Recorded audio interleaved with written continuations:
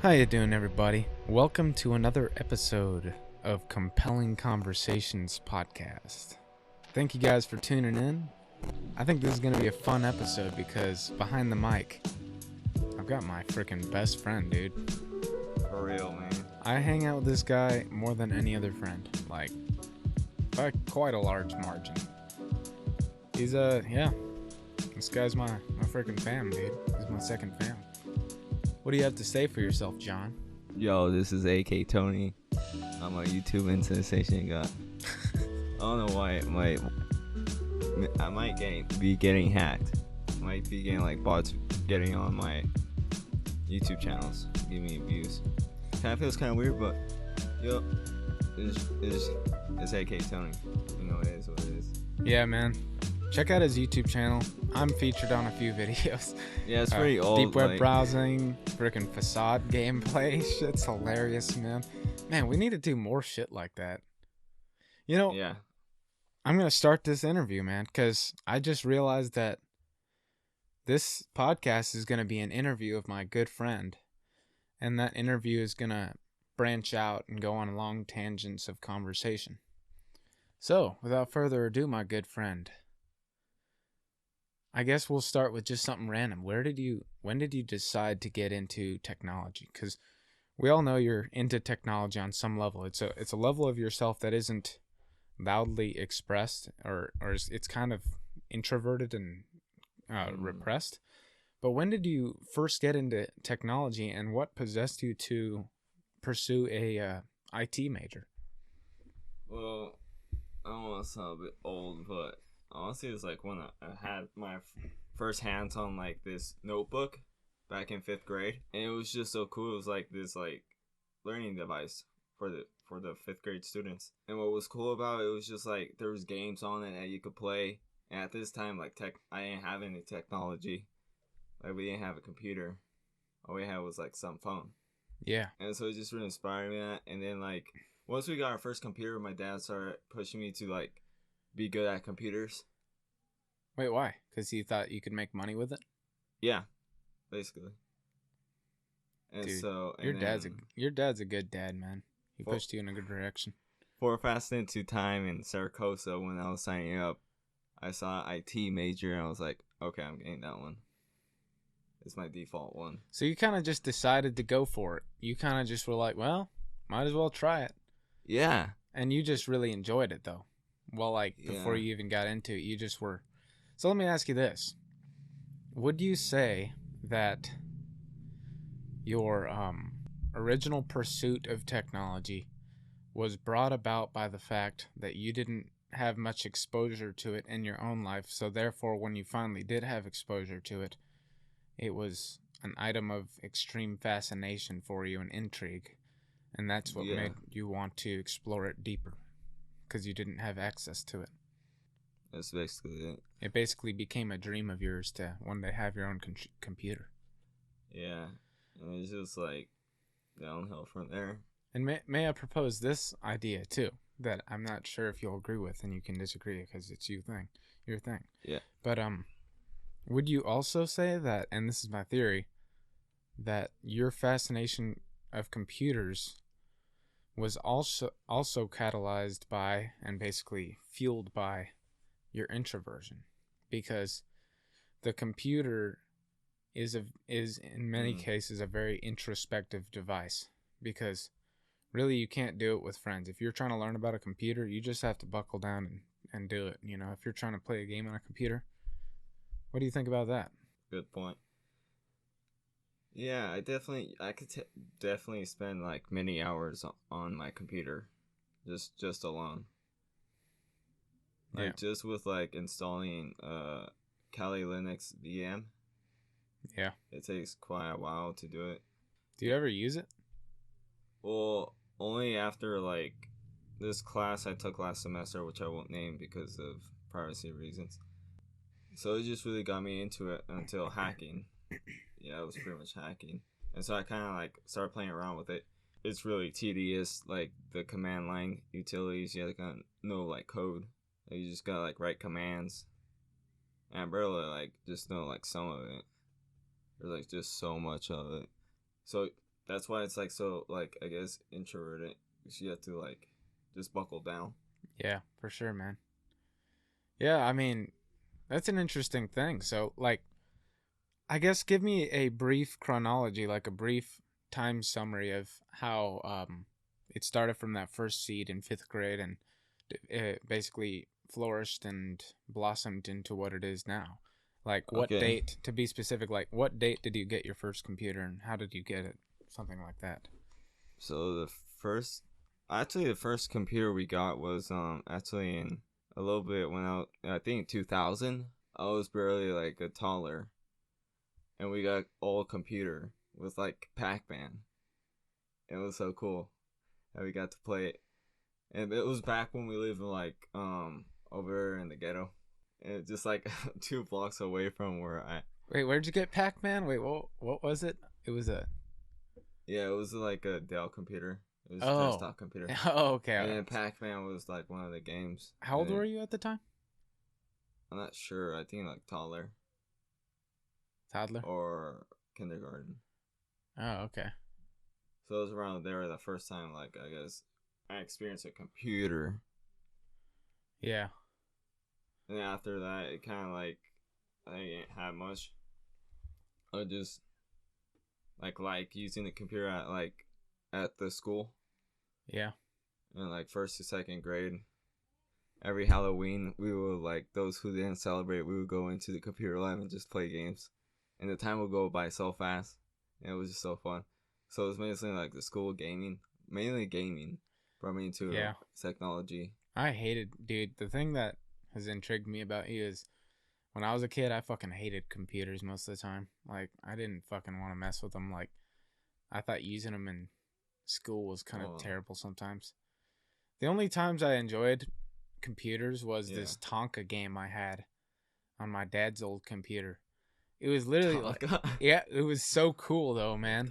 Like there was this one thing where you were driving a Tonka like spaceship that was going through a wormhole in space, and you had to like dodge meteors and shit as you flew through the. Whoa, like kind of like retro style. Yeah, and it was like I don't know, it was a really cool game though. Yeah, that was, and then the other time was like in elementary school, and we would use the computers like. No, I hated all of that, but. The only other example was mostly in middle school is when I would make games and things like on pieces of art basically on Office PowerPoint. I would make these really long slideshow presentations that were basically like movies. And like it was really fun, dude. Yeah, I kind of had like a what's called thing for like audio recordings back when I lived in Utah. So that was when I was in third grade. I would like just make these like epic audio recordings of like me fighting like 10 dudes. Really? Yeah. Like, I was crazy. I was like a mage fighting. I don't know. God knows what. That's crazy, man. Continue on, actually. Continue. Sorry. So then it was the computers at Utah, which I didn't really remember much of it. In like fourth grade. That was when I came back to Ridgecrest. Okay. And I was at Pierce. Oh. And so I still had like more technology. It's kind of like hazy there. And we had a phone, so we had a computer, like a handheld computer. Yeah. And so I just pretty much used that. And then Alex, like, he had an Xbox. It was so fun, like, playing with him and just doing things. Yeah. Like playing Medal of Honor. Dude, he would kill me so much in that game. It was annoying, man. You've always really been into gaming too, huh? Like, I wanted to, like, slap him, but I sucked at gaming. Yeah. I, like, got into it, like, I finally got my first console, like, I think junior year or senior year. Oh, yeah. That's when I got my Xbox 360, and then I started playing Black Ops 3. So after... This guy's really good, by the way. 6th grade, we started thinking about getting a computer, but we actually got until, like, I think I was a freshman in 2009. And that's that big computer you guys have out there? Yeah, the one in the box. Yeah, okay. Yeah, so it's just like another computer. It wasn't very good, though, huh? Yeah, mainly, like, most of, like, what I would do in the computers would just be gaming or just looking things up or, like, watching YouTube. Yeah, I used to look up pictures of, like, animals. Like I would just look up snakes and just look at pictures of snakes. Yeah, the main influencer was probably YouTube in my IT career. Oh yeah. It was like Linus Tech Tips and then like some other IT channels that really like fueled it. I was like, whoa, these guys make it sound cool, and I want to like do it. Kind of hit like a stumbling block though, like in the IT, because you have to get a certification, and with certification you have to have like knowledge on base things and like practice knowledge. Yeah. Like theoretical and critical thinking. And then a lot of people pass it. I hope to pass it. Yeah. So are you like, does it come easy to you? The whole like coding and like the complicated freaking shit like Java and all that? Well, I'm barely learning like Python this semester, but it's coming like pretty easy. But you're good at like networking stuff. Like you knew how to get onto the deep web and all that. Yeah. Like that's how. Like, that's something I never knew how to do or understood. Like how do you do that? How did that come easy to you? Like when did you start trying to learn how to get onto the deep web? I think that was like when I got my computer in 2017. The laptop? Yeah, and then I watched like a bunch of videos about like hacking, and like fuck, like hacking is like crazy. Like I love it. Wait, so that first HP laptop was your? Yeah, that was my personal. That was your first laptop? Yeah. Oh really? Yeah, and I didn't use the other one either for like just watching Dan TDM or making videos of airsoft. You used that laptop. You used the crap out of that thing, man. Like you used that thing a lot because I thought that computer was a lot older. Really? You know how old my computer is? You got it your sophomore year. Yeah. So that was in like freaking 2014 or 2015. Yeah. Well, it was for Christmas. So mine was like a Walmart computer, so those don't really last that long. Oh yeah, that's fair enough, actually. Yeah. Yeah, I just think you put more use into it than mine. That's what I was saying. I mean, I've kind of like used mine a lot because when I started getting into podcasting and then going to college, I started using it way more. Like throwing it around, bringing it to Starbucks, shit like that. Oh shit. Yeah. Before it just sat on my desk. It never moved. I never actually used it on my bed or anything. That might affect its quality. Yeah, I think it's throwing it in your backpack and putting it through all that stuff kind of. Yeah, and then I put 2 pencils and it's like close on accent. Yeah, that's how I fucked mine up. So how's your computer like technology wise? What do you mean? Like, is it giving you problems? I could probably give some like IT tips right now. No, not really. It's doing good. I downloaded the drivers to this thing, no problem. It's still, sometimes like gets a little slow, but that's just hard drive shit because my hard drive is always up to the brim and like I just always have too much shit. What's your advice about like saving space? Cuz that's a 500 gigabyte solid state drive. 500 gigs isn't enough for me, man. Like all about saving space. Yeah, like how am I? Is it because of all the videos? Mostly? Yeah, you do have a lot of videos. I'll honestly like either put up in a cloud or either expand my solid state drive. Oh, no, I'm not doing that. That's too much. Because if you want to do that, you could like optimize your hard drive. Oh. That's one thing you could do. Oh, okay. And you could defragment it, but that's only for like HDD hard drives. I don't know. So you could get like optimization. Well, you have to show me. I have no idea what that even is. So this optimization, yeah, I'm kind of saying weird, but honestly, it's just a thing that you look up on the type here to search. Oh, really? Okay. Yeah, but anyway, man. So, I mean, what else do you have to say about computers? What is your aspiration? Before we move on, because I think this conversation's getting a little boring at times, but yeah. So, my aspiration. Yeah. Yeah, I mean, like, where do you see yourself going with computers? Okay, that's a good question. Hacking. You want to be a hacker? Yeah, just a legitimate ethical hacker. Like a cybersecurity guy? Yeah. So is it like, okay, what happens when you get that? What's the next thing? Would you ever invent a piece of software? Like, I'll try to write a program. Just like to do stuff. Yeah. But, yeah. Would you get paid to make websites or anything like that? Yeah, Ellis. I have a question. Like, yeah. what do you think about culturalism today in class? When you talk to like the people about what culturalism? Yeah, you talked about the culture and the race and ethnicity. Oh yeah, you mean like Vygotski's theory? Yeah. Of development. That's a offshoot. Okay, we're changing the subject to Vygotsky's theory, I guess. You know, man, I thought it was pretty interesting, but Vygotsky's theory is definitely not my favorite theory of development. But I mean, I guess what I was really asking was like, how was your interaction with the students, with your classmates? The students? Yeah. It was. This time it was a little like awkward. I don't know, because she was just asking us like stuff that's actually kind of personal. You know what I mean? Like, oh, definitely. Nobody really wanted to talk about the nitty gritty details of how their cultural heritage or their ethnicity has impacted their life. Like, that's very introspective, and I think it's somewhat personal. Yeah, it was really hard to break the ice. That's a hard thing to break the ice on, and except for Robert, he broke it quick. Well, Robert will break. He doesn't care, man. He's just he's old and he's there to learn and just flex intellectually. Wait, what's his study? What do you mean? Like, why is he a flex intellectual? Because he's read a shit ton of books. What books did you read? I don't know, like library books, like library shelves worth of books. I'm gonna ask him that. Ask him how many books he's read. Yeah, that's good. You should ask him that. It was pretty crazy. Ask him if he's ever read the Discovery of the Unconscious, and if not, recommend it to him. Yeah. Whoa, dude. And then tell him about Freud's lecture book. Oh yeah. I guess this is a good. Okay, this is a good transition. So I'm gonna like evade the question a little bit and turn the tables on you, man. Here's the second branch of your identity right now.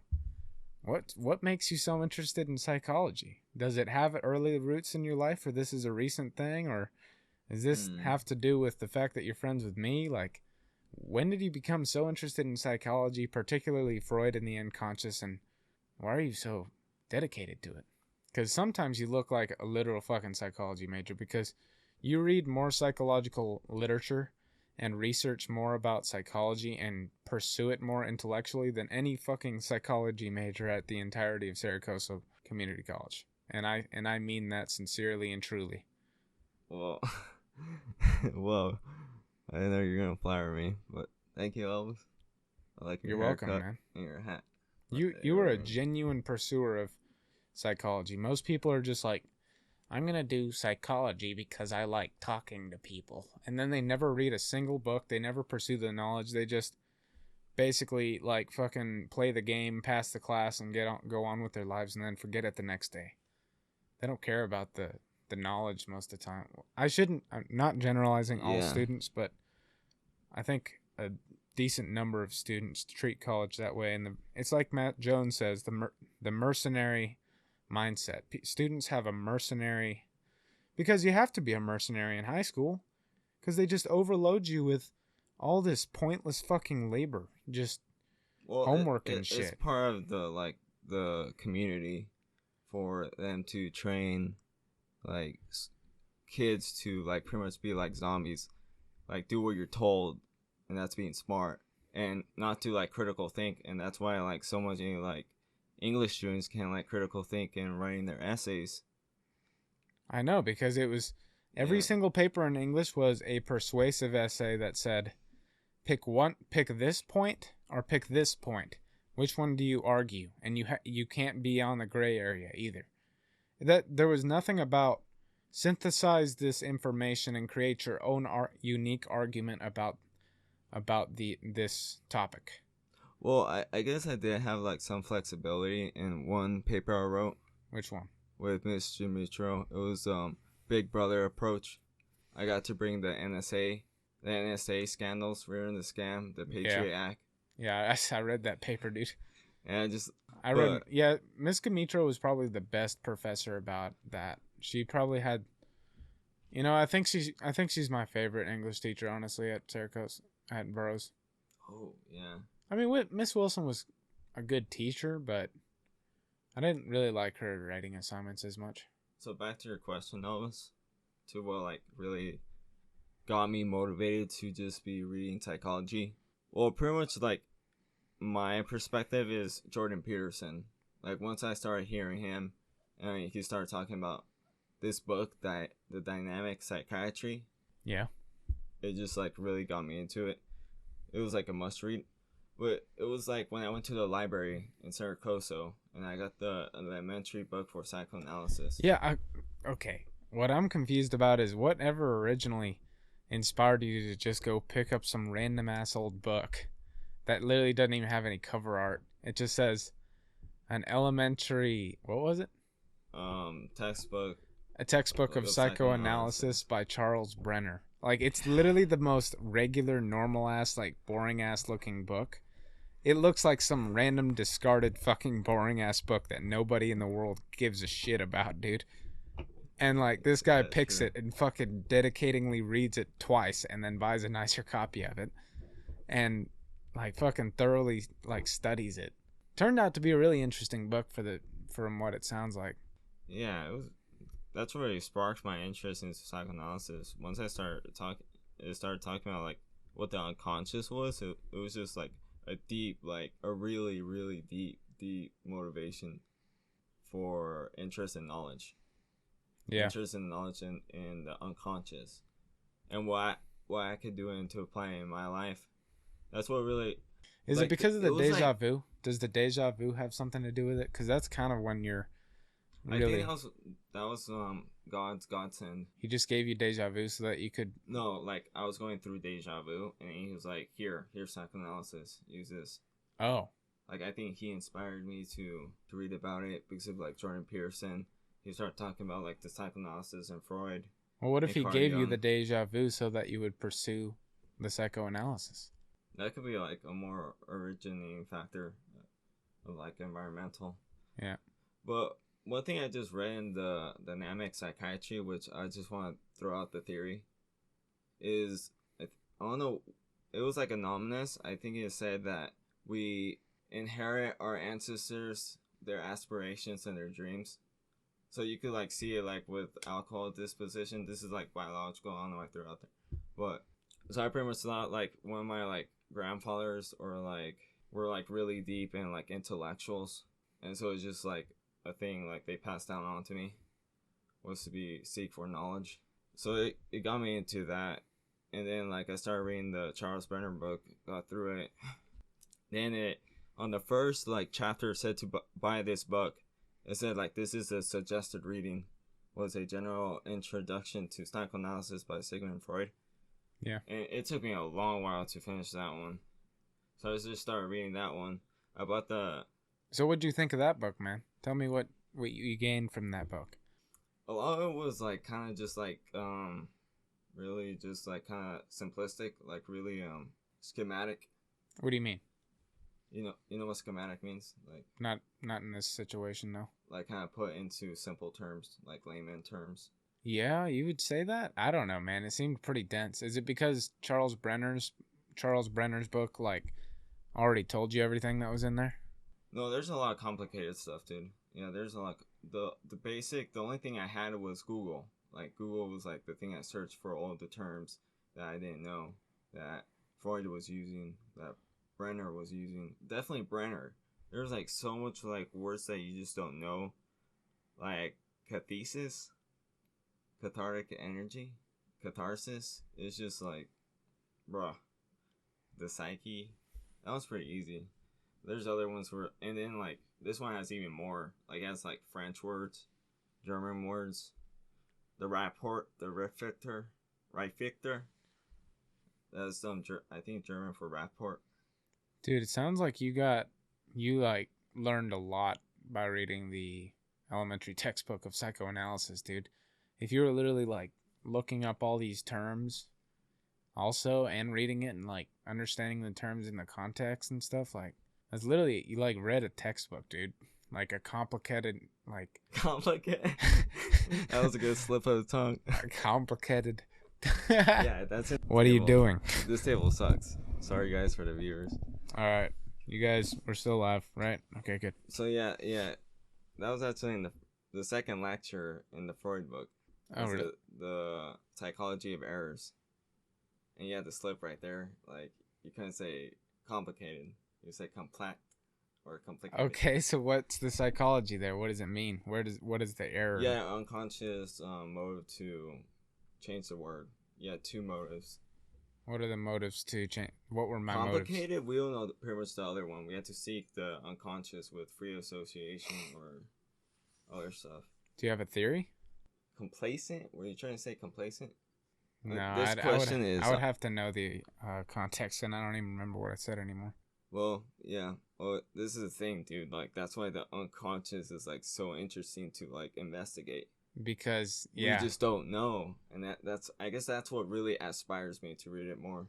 You know, that's kind of an interesting thing, because in this last podcast, solo rambling session that I am not sure if I'm going to release yet, I talked a lot about depression in the mind and how we don't know anything about our minds, and therefore that makes it sort of like a separate entity than ourselves, almost as if it has a different set of interests than our conscious perception does, but yet the conscious perception is created by the brain that is also a separate entity. It was this long thing I worked out, and I think that's what makes the unconscious kind of fascinating. It's just the fact that we don't understand ourselves. We don't understand like why we think things.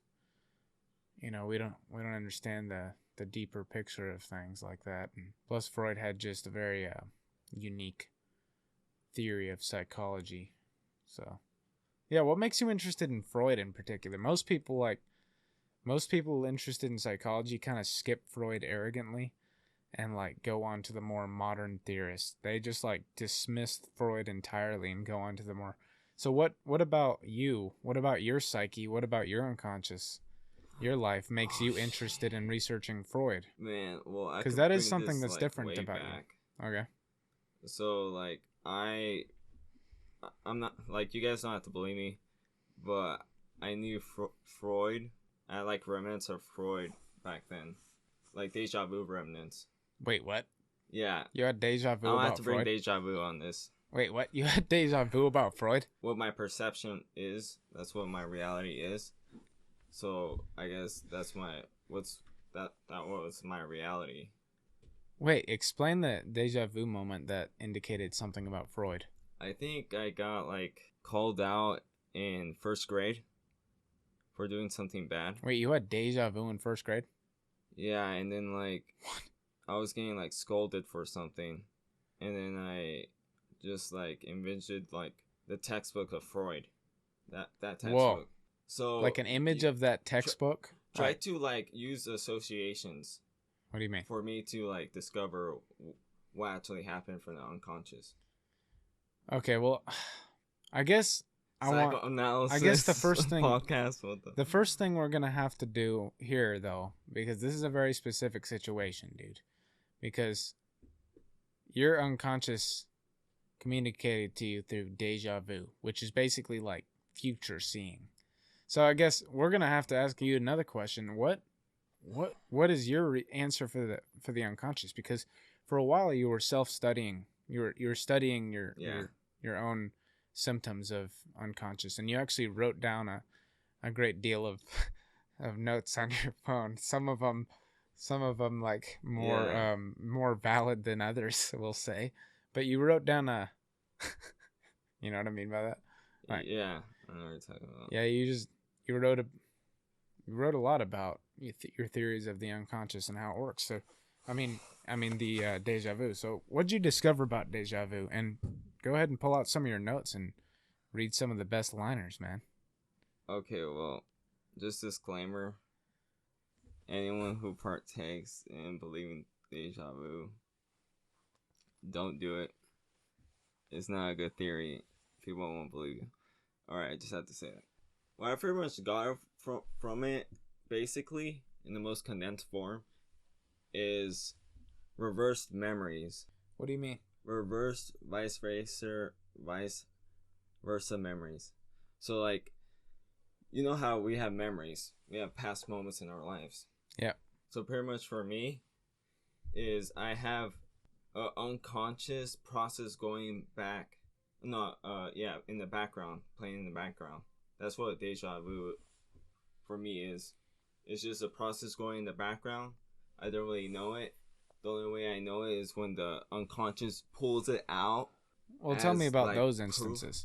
Tell me about your observations. Get into the detail. Bring out like your phone, your old observations, and explain to me that part, how it comes about, how the pulling out of the background, because it's likely. First of all, we don't know whether or not the background process itself is universal or subjective to you, because if there is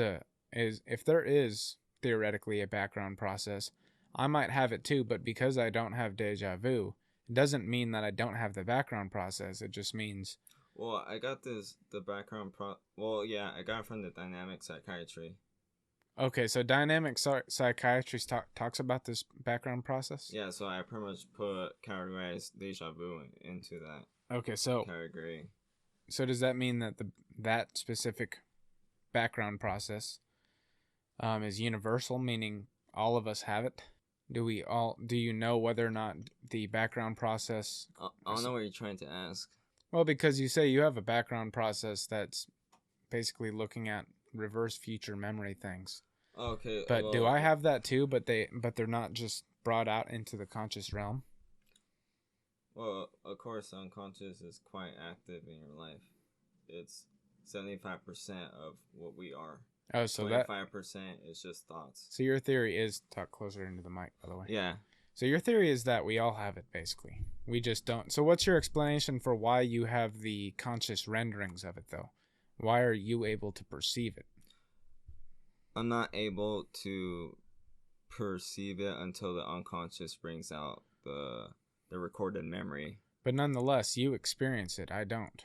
Like, what's your theory for why you, in particular, are able to perceive it, or able to experience it, I should say? I don't want to be on my higher horse, but I think it was just long-term memory. It was just like I had a lot of it, so I just remember a lot of stuff, and that, and then my introduction into college. So you think it's because you have good long-term memory? No, it's just like what I was changing as a man, because I'm not getting it too often now. Oh. Yeah, so it was just me changing into like 21, like 20. Oh. Right, as becoming an adult. So it was only like for 1 year that you really had it, but you had it as a kid. Just to remember, just to like what I was seeing, or what the unconscious was seeing. I think it was just the unconscious that was recording these. All right, so be more specific. How does it work? How does the unconscious work? I kind of want you to read one of your notes, man, from when it was actually happening. Okay, I'll pull up the best one. Pull up the best one, because I want you to read it and then analyze it, and then because you want me to like define my theory more? Yeah, I'm trying to get you to really explain. Yeah, because it's just a theory. Yeah, that's what I've been trying to get you to do, is explain your theory and stuff like that. Okay, so this is what I was trying to say, but a lot of this stuff is like I'm using a lot of terms correctly, but just not very being like really elaborate and descriptive. Here it goes. Reverse memory connections.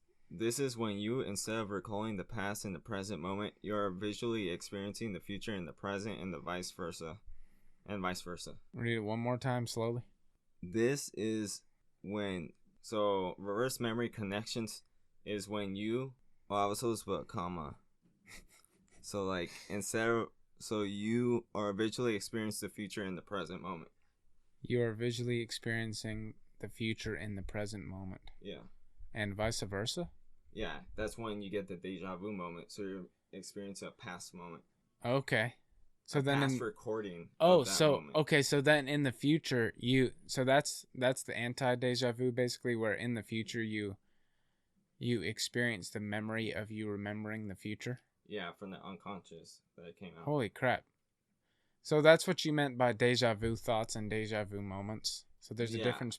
I changed my terminology like crazy. Okay, so this guy had this theory about the deja vu thought and the deja vu moment.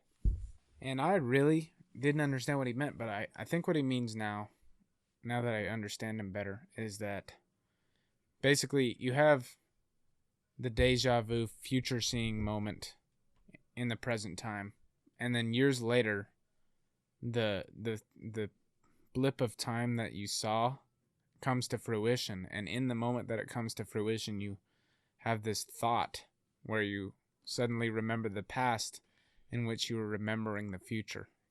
So the real question you guys should be asking yourselves is, are these valid?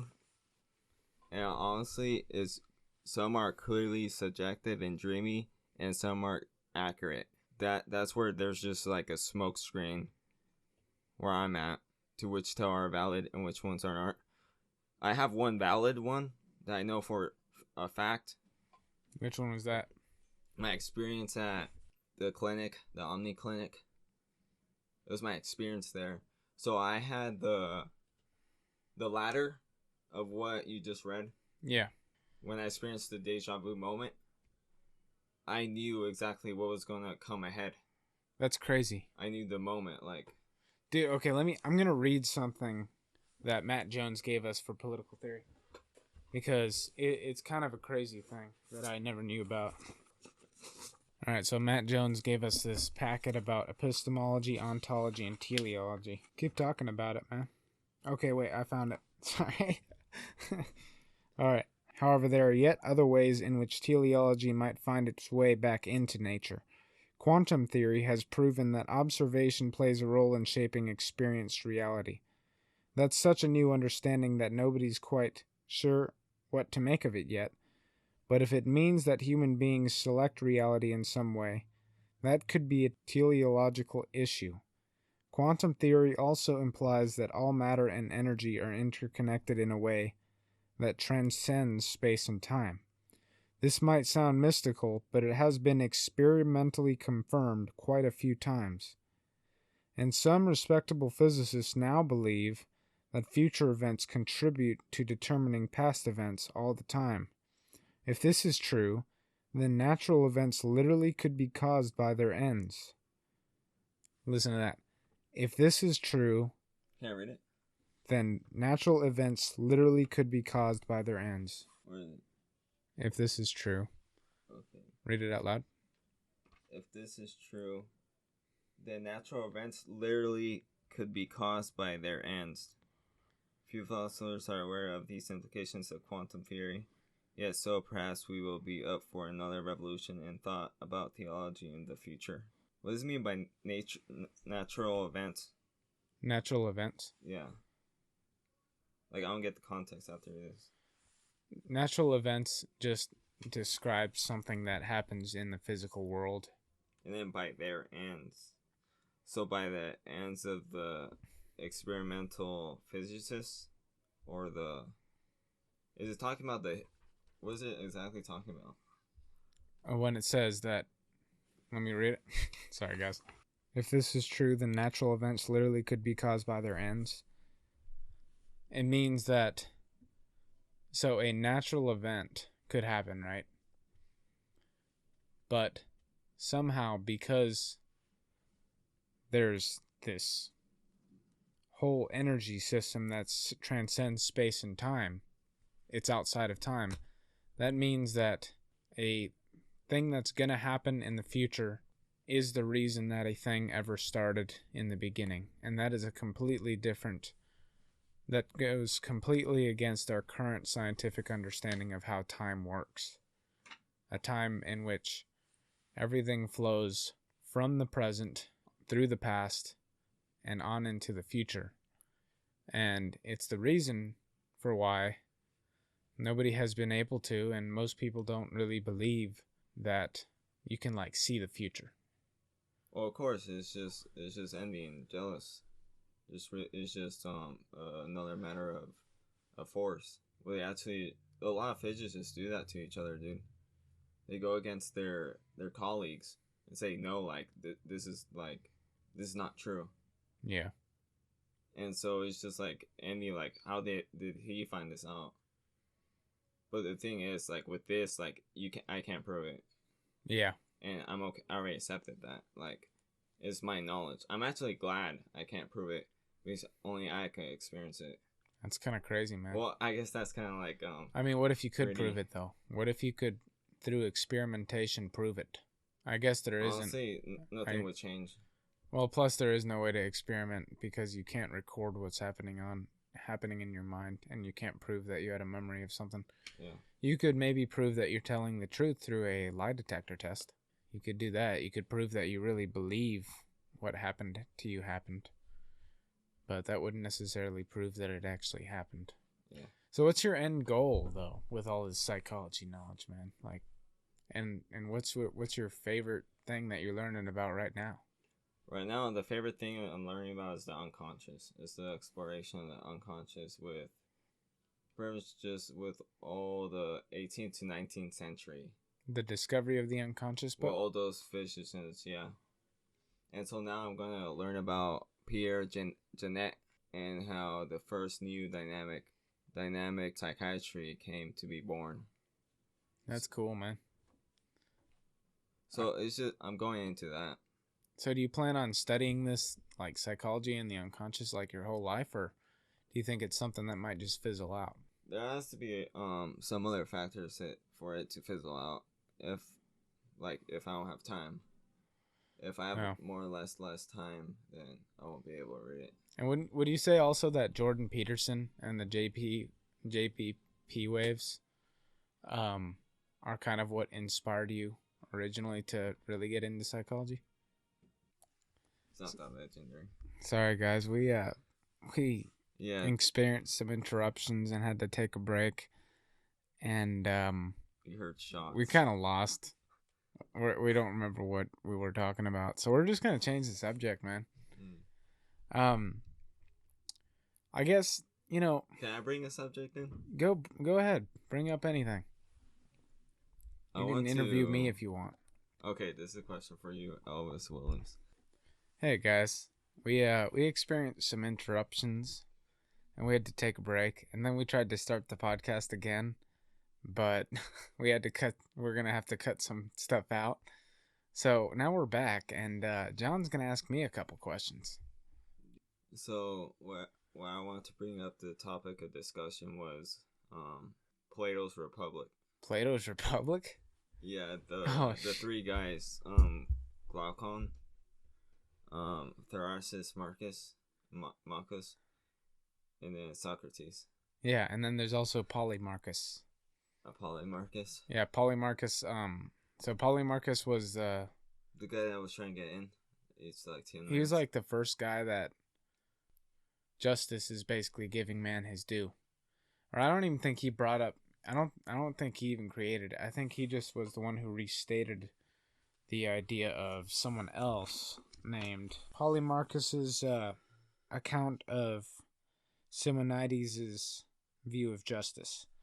So this is how Polymarchus worded this other guy Simonides' view of justice: that to restore each man what is his due is just. To me it seems that Simonides is right in giving this account of the matter. As for Polymarchus, I really like him. I think Polymarchus, he's one of the more silent wise ones in the first book. He's very like quiet throughout most of it, but he makes a couple good comments that are bangers, man.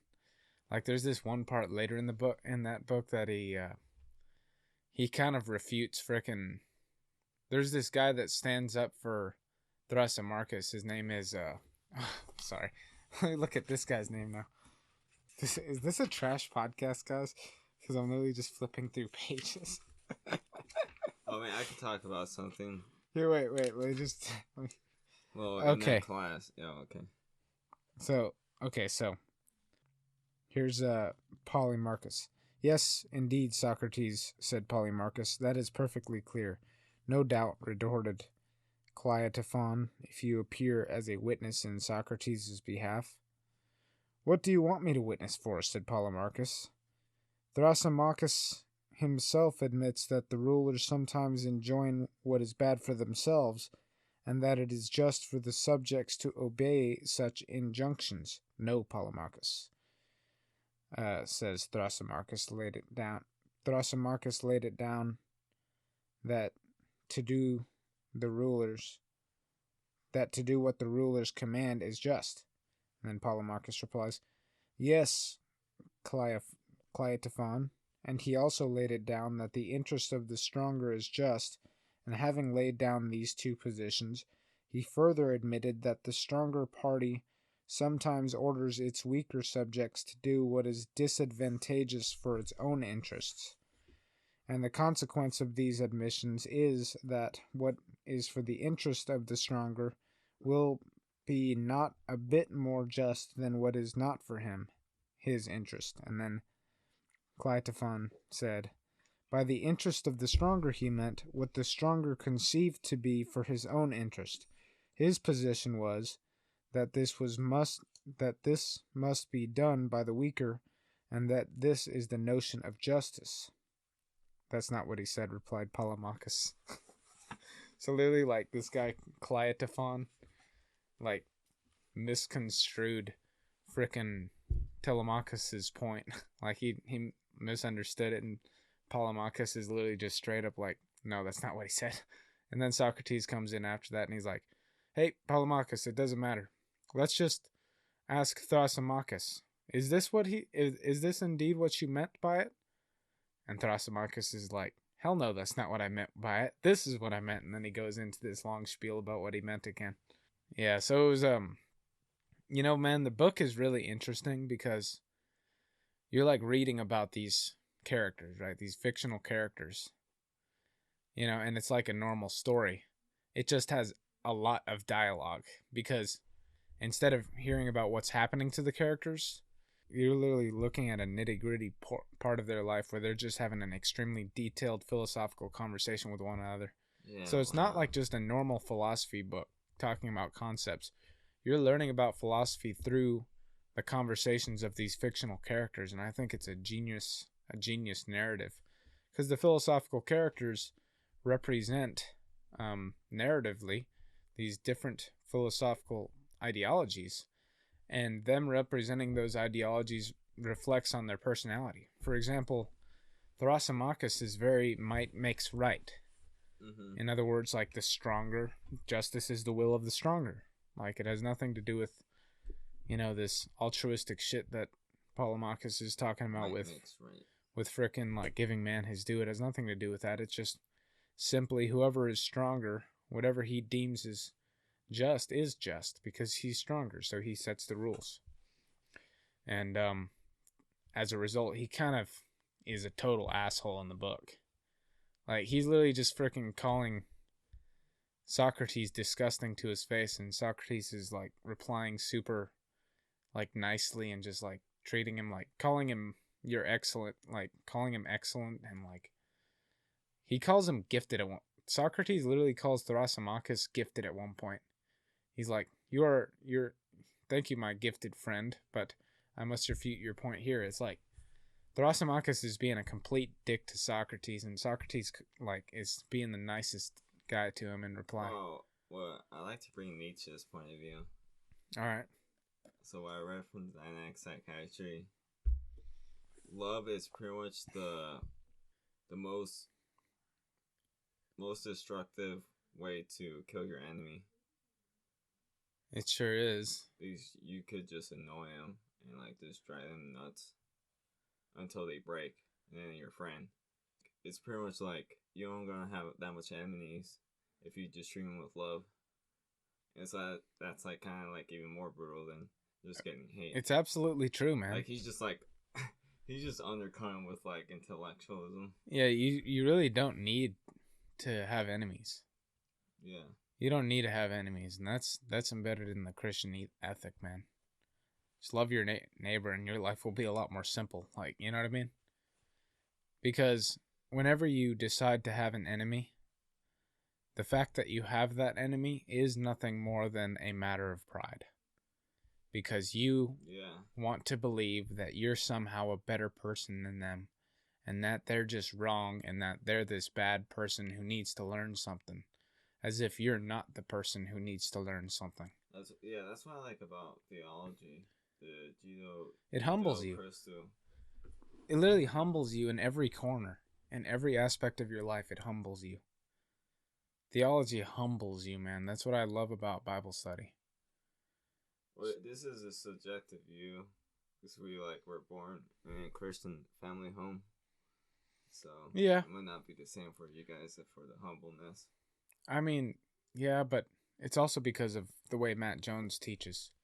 One of Matt Jones's greatest principles in Bible study is humility. Like everything, just like and he's right, dude. We're all prideful creatures. We're always arrogant and prideful, and we never realize it, because that's basically the definition of pride and arrogance.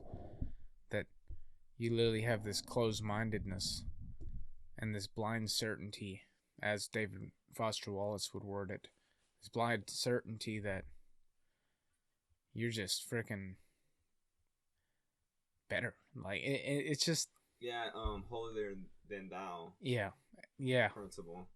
And that's the problem. This is why Christianity and like religion and stuff has such a bad rap, because people of spiritual faith who, and this is one of Alan Watts's biggest criticisms, people of any spiritual faith who believe in one faith, almost always, and it's almost impossible for them not to sound holier than thou and sound in some way that is some sort of conceit, that my religion is the right religion. And we're all the same. We're all the same. We all have faults. Yeah, we all have faults, man. I mean, it's just we're all evil in different ways, and good in different ways. But like these people, a lot of these Christian people that give us like a bad reputation, it's because they're so prideful. They use their faith to to blow up their own egos and make themselves feel morally superior to other people. It's literally dumb. They're like, I'm holier and it's just like retards. It's so stupid because of them, they literally diminish their own faith. Through their own actions, they diminish the purity and the reputation of their own faith, the thing that they profess to believe. And it's only through a matter of not fully understanding their own faith. This is why I think it's absolutely crucial for people to pursue understanding. Because the man who decides to take the side of ignorant bliss is almost always harmful in some way to humanity. I mean, is that true, or is that my own arrogance? Honestly, it sounds like pretty spot on, but hypocrites could be in this room. I mean, yes. I mean, I'm just. It's so like we hold different. We could hold the double standard to ourselves, because we would probably struggle with it too. But it's the fact that we're even looking back and analyzing ourselves and looking into ourselves and trying to see if we're the thing that we're crucifying, trying to see if we're that thing. That's the important part, is the constant self-examination. Yeah. And the ability to honestly accept the fact that you are a hypocrite, because most of us are hypocrites. Yeah, we all sin. Yeah. Even when we don't want to. Yeah, we're all hypocrites, and that's the other reason we should all have humility. Is because we're all equally just dirt, dude. We're all freaking. We don't even deserve to be judges. Yeah, the freaking Bible. We're back, guys. Sorry, we got an interruption that I'm gonna have to cut out a little bit of. No, I got you, bro. Yeah, okay. John's gonna edit this podcast. Anyway, so yeah, man. But that was an interesting little theological discussion, wasn't it? I have a question for you for your YouTube career. What? What do you plan on doing with AK Tony? Like, do you have any ideas on what suggesting videos? He sees in need of some ideas. Oh, so you're looking to me for creative ideas for your channel? I'm looking for something that I can do, I can do, and something I find interesting. But well, I've given you a couple of these off the air. One of them I think you should do is Do you have new ones or is it just like the same ones? Okay, I'll try to come up with a new one. And then you could say the old ones. Um, what you could do is instead of explicitly talking about what you're learning about, apply it to something entertaining. Kind of like how Charisma on Command analyzes these characters from shows through the lens of charisma. You could analyze like characters on shows or characters in video games through the lens of the unconscious. And something like that. You could do a gaming series where you do that, where you sort of talk about the unconscious gaming. That could be the name of the series. Unconscious gaming of the characters. So one of my rules I think for doing anything really on YouTube, and again I'm a hypocrite here for saying this because I don't always follow it myself, is to do something that people haven't really done much of, because it's basically putting two things together that aren't usually together. So talking about psychology and then putting that with gaming, like that doesn't really happen that much. Like, so you could do something like that. And the other thing I would say is just maybe I just came up with a great idea. Thank you for your initial startup or creativity. Yeah, dude. I'm going to psychoanalyze Trip from Facade. Dude, that sounds amazing, like, man. I'm just going to do a bunch of research on like the dialogue and just read dialogue and then psychoanalysis, like what he's going through. Like if he has any conflicts. That's such a good idea, man. Like I'm pretty sure like he has a poverty complex or something. A what complex? I'm pretty sure he has a complex, but I don't know yet. But yeah. Yeah. I don't want to speak too soon. Yeah, that's a good theory. I think you should do that, man. It's a good one, man. Today was great, man. I got to work out with Elvis at the gym. Yeah, dude, me and John worked out at the school gym. It was cool, man.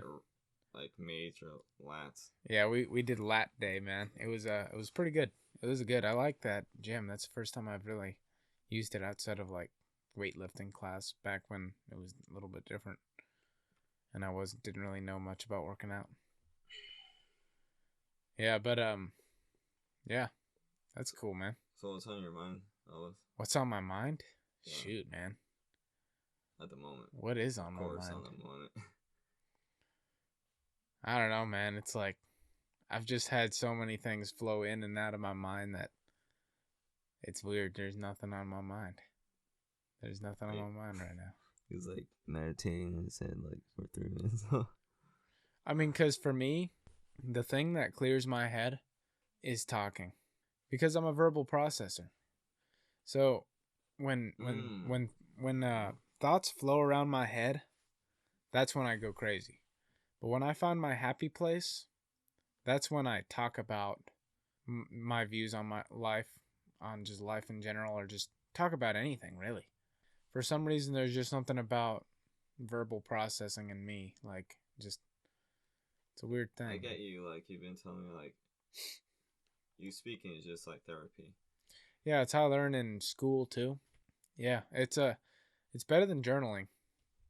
I don't know. Journaling, like, it does help, though, sometimes. But something about the thoughts coming out actively through the vocal cords, that, and especially when it's communicated to another person, it's just, yeah, it's like healing for me. I think it's actually healing for anybody. Well, it's just like you have, like what Jordan Peterson said, you have like an audience, you have someone to talk to. That's how you think. Yeah, that's the only way people could think. Because if you're just talking to yourself, basically, it's like, that you run into problems there for sure. And if you put write it and then you go over it, you're like also have another audience of the editor. Yeah. Of the critic. Yeah, man. And we're going to have some critics on this podcast, I think. No, you know what's actually going to happen? Probably like 3 people are going to watch it, but so it doesn't even matter. But still. It's a good time with Elvis. Yeah, man. Let me ask you this, man. Where do you see yourself 15 years from now? So it's just someone who has a job. That's what I think is going to happen in 15 years. That's it? That's all you have to say about it? You'll have a job? Well, I got other things. I've just be like already finishing like most of the psychology books I have in my room. I would want to have a car. Then I would want to just, just be how I already had the business, or at least attempting to start one. So you want to start a business? That goes to the 4 Hour Work Week, that other book you read. Yeah. How'd you come up with that? Where'd you find that book, man? Oh, that was crazy, dude. Tim Ferriss, man. Well, I got the idea from Charisma on Command. He brought it up. What really sparked me was subcommunication mastery. That's what really motivated me to get sparked because of the fine certainty he was using it. He was like analyzing Leonardo DiCaprio and how certain he was and how good of a leader he was. And so I just saw the book on Amazon, pretty much just looked it over and then didn't think about it for a couple of months. It took me quite a month before I bought it. Yeah. And then one night I go into my room and then I just get really. Really? Why were you depressed, man? Well, actually, no, I was pretty happy. Wait, you just went from depressed to happy. Well, I can't really explain on the podcast, but it was just me just really in this state of altered state of mind. Oh, really? Okay. Yeah, so I was in a really good place, and so I just threw $20 on this book, and I was like, hope for the best, and I just bought it with one click. Dang, dude. It was just and then I donated, I think, $300 that night. What? To children in Pakistan. Wait, really? Yeah. When? Wait, what? I never even knew this, dude. Well, it was kind of I don't really. I guess it's kind of bad to be telling people about your charitable acts. Yeah, it is.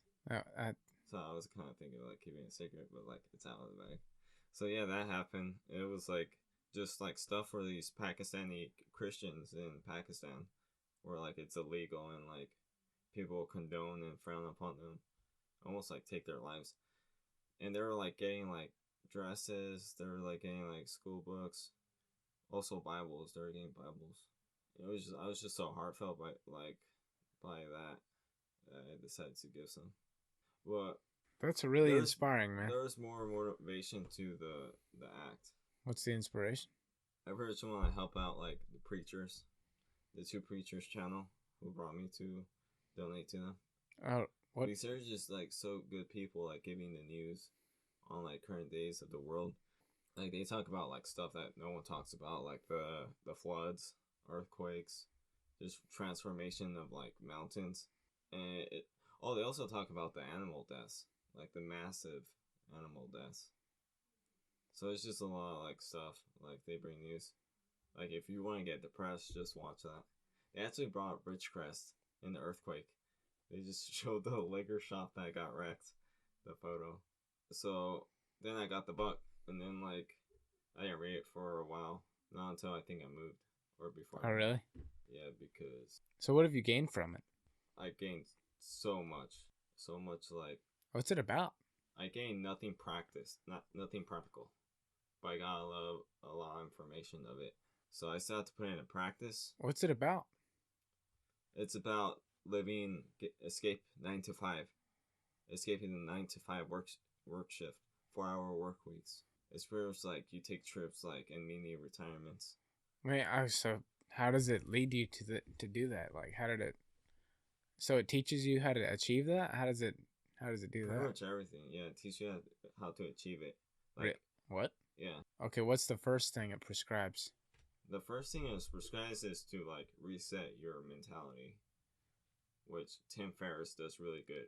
Yeah, set your mentality against taking a risk, because if you could outline the worst case scenario of risk you could take to probably it'll actually get you a better chance in life, it's literally not that bad.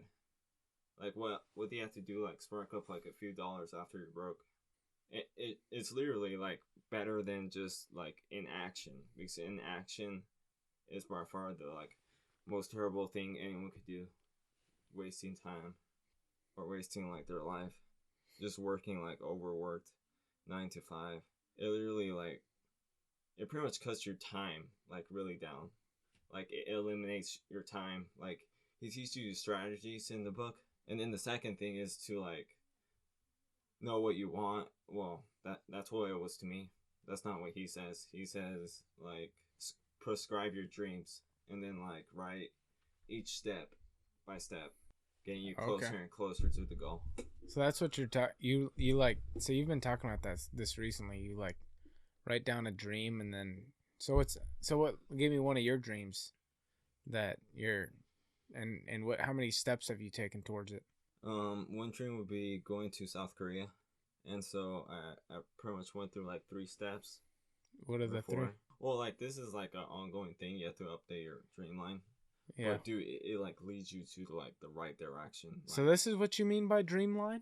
Yeah. Whoa, dude, you've been using that term in front of me so much, and I never really fully understood what you meant by it. I'm kind of mad, but well, not mad. I mean, it's just sometimes you use terms so out of context. Yeah. I don't blame you, dude. But now it all makes sense to me. All these things. It was also out like kind of like out like I guess country. I didn't really want you to know like all this. Why? Because if a non-smoker and one smoker says I'm gonna quit, the other smoker pulls him back down to buy another cigarette.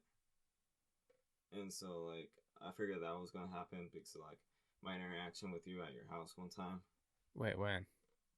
And then like another time, so I pretty much just like I'm gonna have like selective ignorance. That's what the book teaches you.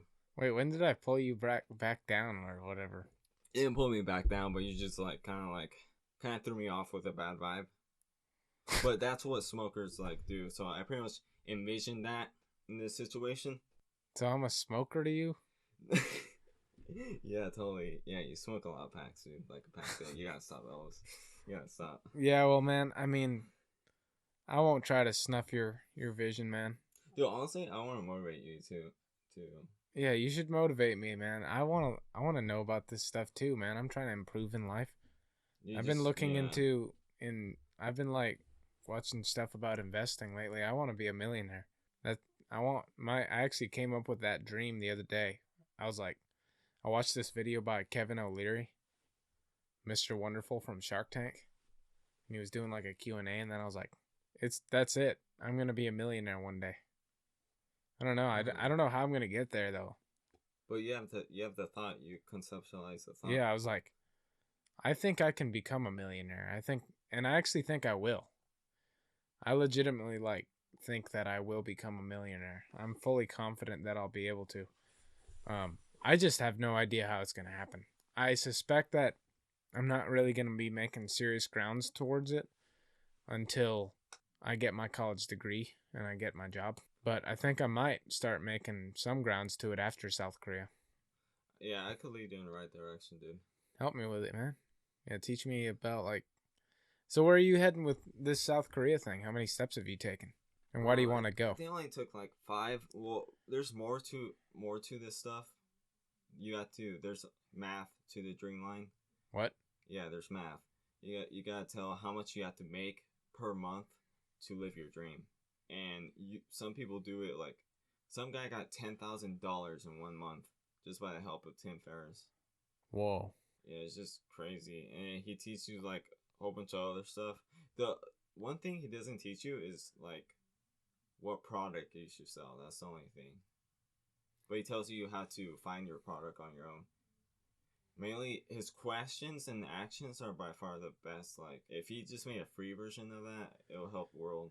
That's crazy, man. Well, it wouldn't really. It'll help the world selfishly, like greedy, like just for money. Yeah, I mean, it would help poor people, maybe. Yeah, it'll help, like. You know, that is an interesting question, though. Will poor people always exist? I mean, I don't know. I think, like, there's always going to be inequality. But I think poor people could get, like, where technology comes to a point where I guess they're not poor anymore. Well, I think that'll happen. I think technology is going to progress to the point where, people are living pretty comfortably. I'm pretty optimistic about that. But then again, something really, really terrible could happen before we reach that point. You never really know. Yeah, wars. Yeah, that's what's so bad about war, man. It's like, dude, the way technology and progress and science is headed, we should just all stop fucking quarreling about bullshit. You know, it's like, you know what the U.S. should say to the world? Everyone, shut the fuck up. Stop quarreling, and we'll stop quarreling with you.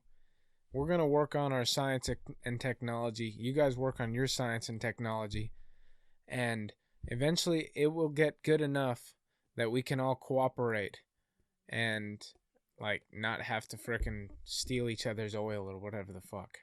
Honestly, I think I see no peace in what's called the future. Wait, I do see peace. Yeah. I don't. Well, I mean, I see peace because of the Bible. That's why. Wait, why? Well, because at a time, like, there's just gonna be one leader. In Revelations. Yeah, I know, but isn't that where everything's gonna go to shit? No, there's a time where he's living, where like, Earth is fucked. Yeah, I know. That's not peace. Well, no, they're all gonna be on one side. They're all gonna be evil. It's gonna be the beast and like the other guy. Oh, but is society prosperous? That God leaves them like just for like on Earth, so they could repent by the destruction. So I pretty much meant peace by the nations because they all go against them. Yeah, I know. There's gonna be like a. That's what I meant by peace, not like peaceful, like serenity in like Earth. Yeah, I know. There's gonna be a new world order and shit like that, right?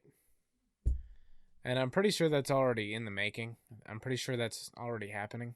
Yeah. But it doesn't sound like it's happening for anything sort of good. It sounds like it's happening for very corrupt reasons where these elites from around the world are gonna tyrannically rule the entire world. That doesn't sound like peace. That just sounds like an inescapable form of tyranny. Well, and I think it is because yeah. Well, yeah. Because the government basically has control of the scientific technological pursuit. All government government secrets like scientific research on government property, it's all top secret.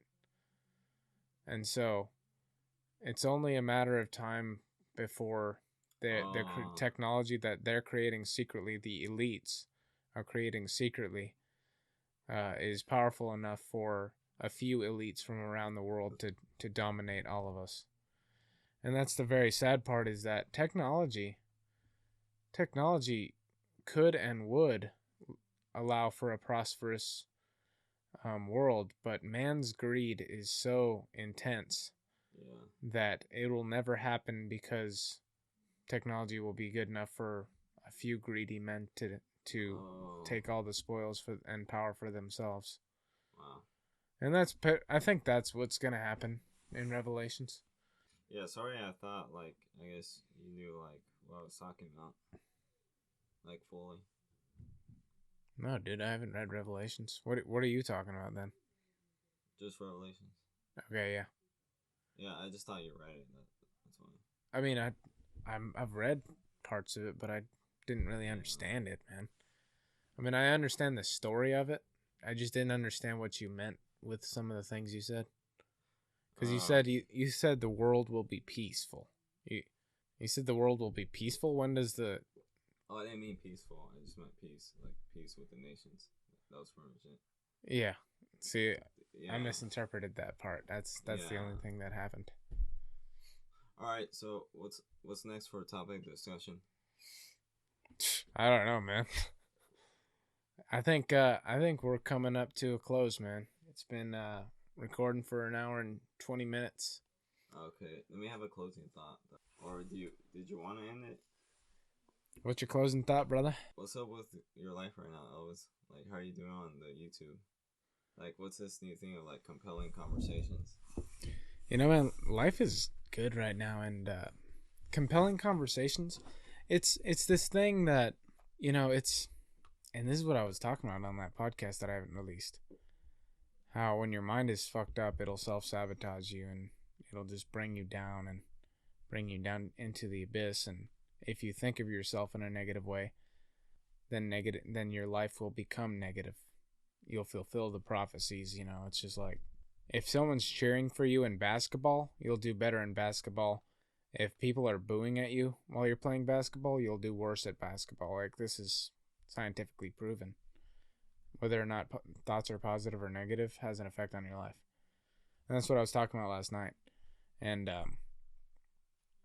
the thing is, like, my life is going really well. And I just feel so much more positive, man. I literally, like, I got out of the deepest depression of my life. And then throughout that whole depression, I was really, like, looking into and researching how to improve my mental health and how to improve my self-esteem and, like, anything like that in general. And it just took away with it, man. And so TripAdvice was like a big one, though. There's this guy on the internet named TripAdvice. He talks about, like, girls, because that's part of, like, my depression. I had a really bad, I've had some bad interactions with, like, girls and stuff that I've tried to date. And it's like, when you have some psychological issues, like, what I mean by that, not like issues, but you have insecurities and things, you do some weird shit. And it's the realization that I was the problem and I was the reason a lot of these relationships didn't work out. Now, I'm not fully responsible for all of them, and some of them is because I was really going after the wrong people.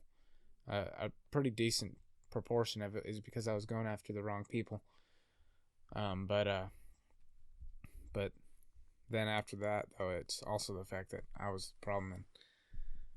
And this guy Trip, he's kind of taught me so much about how to have good self-esteem and how to be confident and, like, how to just be the best self you can be. And through believing in yourself and being the best self you can be, then, like, basically women will come easy. I mean, he also is a big advocate of, like, practicing, like, just getting out there and, like, confronting your fears and talking to girls. Yeah. But he talks a lot about, if you want to be attractive to women, then you have to improve yourself in your own life to the point where you are valuable to yourself. Meaning, if you have a low self-esteem, you internally view yourself low in a unseeable dominance hierarchy. So, dominance hierarchies, they exist. They're just part of the world. They're just part of the fact that by virtue of us being basically creatures, animals, we live in dominance hierarchies. And the thing is, women, like, most women, not all women, like, most women always date up the dominance hierarchy. They're always looking for, or what it seems to be, the most higher dominance hierarchy. Yeah, like, people that are higher in the dominance hierarchy. So what's the requirement of the dominance hierarchy? Well, it has to mean that you believe that you're dominant. And by dominant, it doesn't mean physical aggression. It doesn't mean anything like that. It just basically means self-esteem. People that have higher self-esteem are therefore often higher in at least in the mating realm, higher in the dominance hierarchy. Or you could be like hierarchy. What Jordan Peterson says is dangerous. Scale up the dominance hierarchy. Yeah, and so he talks a lot about that, and just, he doesn't use the words hierarchy or anything. That's just my Jordan Petersonian interpretation of it, basically. We're Petersonians now. We're Petersonians, man. Petersonians. But anyway, yeah, so it's just the fact that in my mind, I've really learned, like, I've actually, like, all this fucking self-hatred, it's all just insecurities, and it's all artificial, and it's all unnecessary.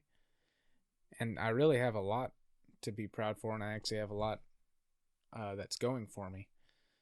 And so, by that logic, that allows you to have an abundance mentality. Because if you believe yourself to be valuable, then all of a sudden you become valuable, and you have confidence to see that you could potentially date a whole sea of women around you. Whereas you see yourself as unvaluable, low self-esteem, low in the dominance hierarchy, then you don't believe that you really deserve or are capable of attracting or dating any, like, most women, unless one shows you a little bit of attention, and then the second that one shows you a little bit of attention, you cling to them, and like you basically just become super desperate because you are.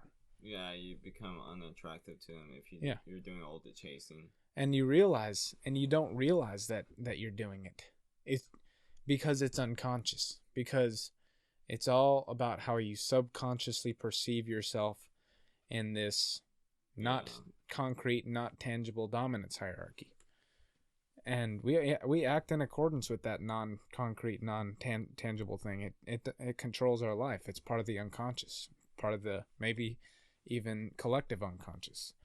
And so he's just helped me a lot, man. I think he's probably out of like, and you know, researching Jordan Peterson, like those guys all help too, because they gave me this the stepping stone and like the foundation to really integrate Tripp's advice into a more sophisticated substructure.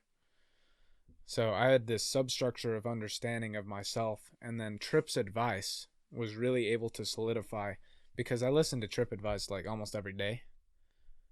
And yeah, man, it really helped me. So now I'm just like feeling really good. It's also because of the sleep thing. I'm waking up every day at 7:30. So I have a really balanced circadian rhythm, and that's basically the kind of like the key to happiness, is waking up every day at the same time and getting enough sleep each night. You know, like you have no chance of overcoming depression if, what was I saying? How'd you get derailed? You were just talking about like how Trip advice. Yeah. So anyway, guys, yeah, Trip advice has just helped me a lot. Yeah. And also, it's not just Trip advice, it's the fact that I've been waking up every day at the same time, and so now I'm working out really consistently, and that's helped my self-esteem and stuff a lot. I'm also just freaking playing my saxophone more, and so I decided to pursue podcasting because it's a dream of mine that I've always wanted to pursue and I've always loved, and creating in general is something that I love about myself. And so it felt like this thing that was dead, and I had despair over the fact that it was dead, right?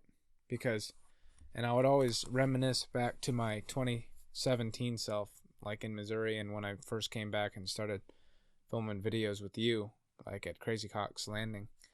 And I look back on myself and I was like, that was a very good version of myself. And that version of myself got a girlfriend, so I think that version of myself like had self-esteem, and he had self-esteem because he cared about himself and valued himself enough to dedicate his own time to his own passions and his own art. If you don't have time to dedicate to your own art, then it means that you don't value yourself. You don't value your own time as important, your own passions as important. You value the time of others and everyone else above yourself. And I think that's another key to having confidence, is having the confidence to actually dedicate time and energy towards yourself. And once you start doing that, which is something that I've started doing recently with this podcast thing, you can definitely feel a lot better in life, honestly. And the only other advice I will give you that I need to start buckling down on is be competent. So in other words, if you have a job, if you go to school, be competent in both of those things. Don't scrape by with straight D's, and don't like scrape by doing like bare minimum fucking shit work at your job. You know, and like we all fall into patterns where we half-ass shit, like especially people like me who are generally lower in conscientiousness. Like some people like hard work and, polishing straight A pluses and shit is easy because that's just part of their personality, that they're very high in conscientiousness. But if you're someone like me who's more artistic and less conscientious, just be competent. You'll feel a lot better about yourself if you are. Also, just advice from AK Tony. Those who seek shall find. So if you're really like interested in like getting girls in different ways and like just reminding your set, go to Sub Communication Mastery. This guy, foreigner, like he's not even like from America, gives really good tips on how to pick up women and how to be a better man. He talks a lot more about the theory and the body language, subcommunication. So explain how you stumbled upon subcommunication mastery and what subcommunication is according to your definition. Well, what stumbled upon was a video he did with Russell Brand in the News Worker. What he really puts is like he teaches you like how they work, how girls work, like why don't they like you, what attracts them, what do you do things to attract them, and those are the attraction formulas, which he gives like a VPI mailing list. I suggest you guys go there because his emails are like pretty like mind blowing. But so like he has the attraction formulas that attract women. I only know some on the top of my head, but he brings them all out. It's like cocky is attraction formula. Misunderstanding them is also attraction formula. And you have to have character with this. Like you can't just like say, oh you say you're ugly. Yeah, you have to have more energy. It's like, hey girl, how are you doing? And say like the push pull. That's another attraction formula. And you just want to do these like attraction formulas and like stick to them and like practice, which is like what I need to do too. So everyone needs to practice unless they ever have like a girlfriend. So yeah, that's my advice for this podcast. Yeah, it was good advice, man. Thanks. Yeah, subcommunication mastery is a interesting guy. One thing I'll say about him is just subcommunicating. The thing is, it's a chicken or the egg thing, because subcommunication mastery is trying to explain what good, like attractive subcommunication looks like. But the thing is, subcommunication is also unconscious. So you naturally project more confident body language if you actually are more confident. So it's a lot harder if you're going to try to do it artificially just to learn a bunch of body language and subcommunication hacks. But he does make note of that. He definitely makes note of that. He brings that up in a lot of videos. Yeah. You have to practice. You have to practice, yeah. Just don't be like non-attractive. Like don't say words that like make you unattractive. Like, hey, am I bothering you? Because now you're just in an unattractive frame. Yeah. Yeah, you put yourself in that, and then you just explain to yourself that you were in there. So yeah, I mean, because that's the thing is like if you believe that you're low in value, you're gonna subcommunicate to her that you're low in value. But if you believe yourself to be high in value, you're gonna subcommunicate to her that you're high in value. So how do you get confidence levels then? Like if the viewers are like we're leading the viewers to like getting a girlfriend. Well, I kind of laid out a couple things. Competence is a big one. You want to be competent. You want to respect yourself enough to dedicate time and energy towards your own passions. You want to wake up.